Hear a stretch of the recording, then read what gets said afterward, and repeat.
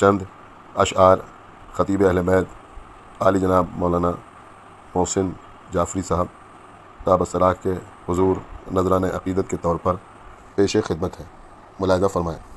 روح ایمان، جسم مومن تھا، کام احسان، نام محسن تھا، ہو وہ اس کا قلم کہ اس کا بیاں دین کی تفہیم میں معاون تھا۔